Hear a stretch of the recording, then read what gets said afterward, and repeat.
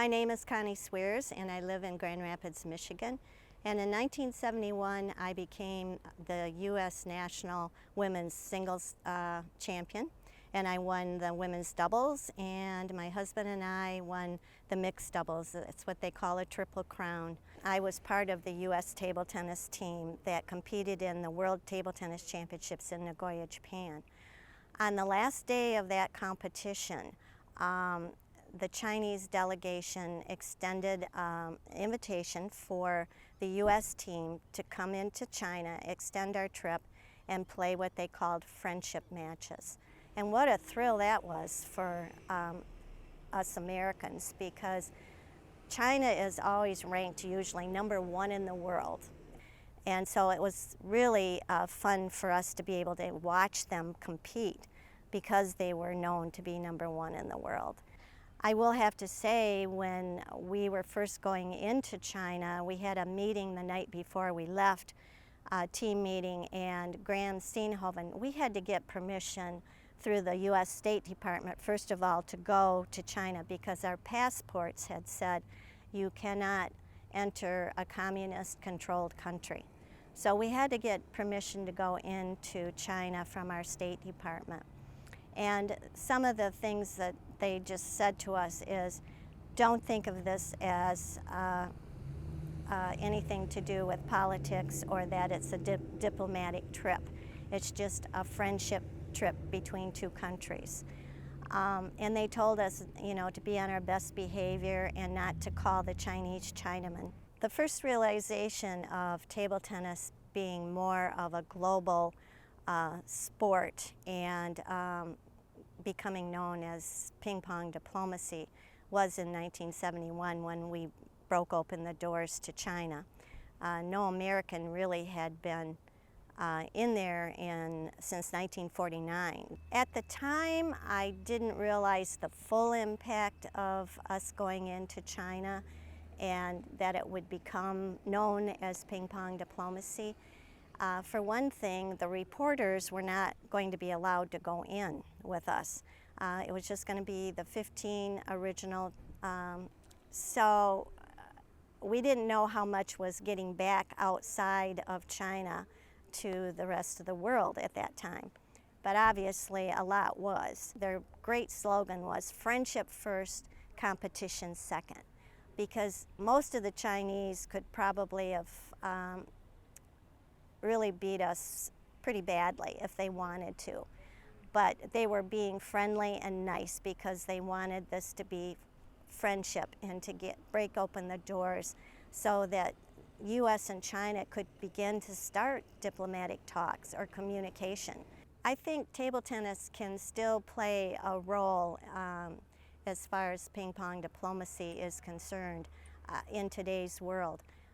Obviously, there are tensions between our two countries right now, but I think through these personal exchanges of sports, table tennis being one of them, cultural exchanges of all kinds, it brings it to a personal level, and it can help break down barriers and promote cooperation and understanding between people.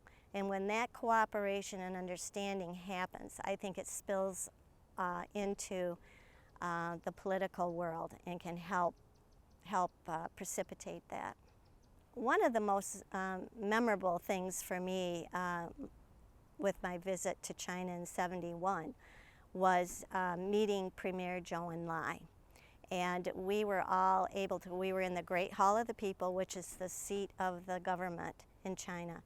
And we were able to personally shake hands, each one of us from the team, with him. And then we had an audience with him where we had headsets, and he said to a whole audience, if you would like to ask questions, I would be happy to answer them.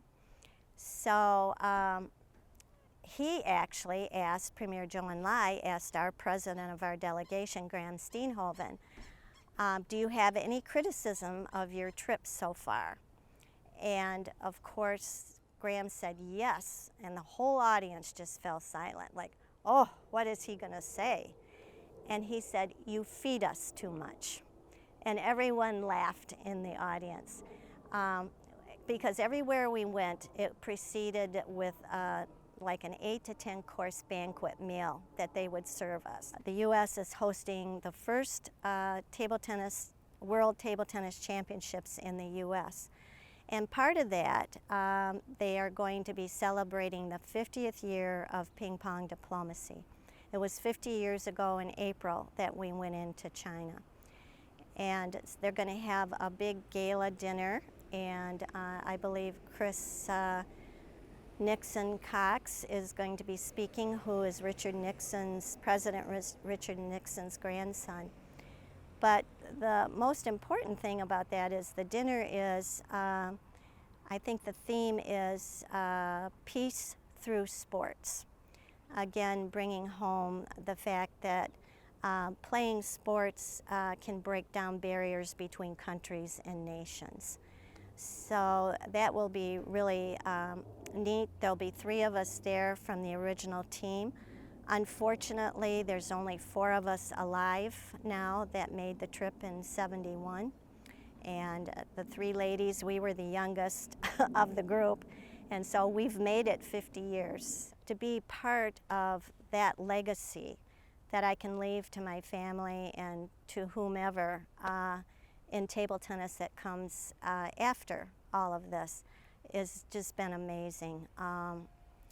And to think that the 2 largest countries, the U.S. and China, their economies, to be part of that diplomatic first meeting between our 2 countries was just tremendous.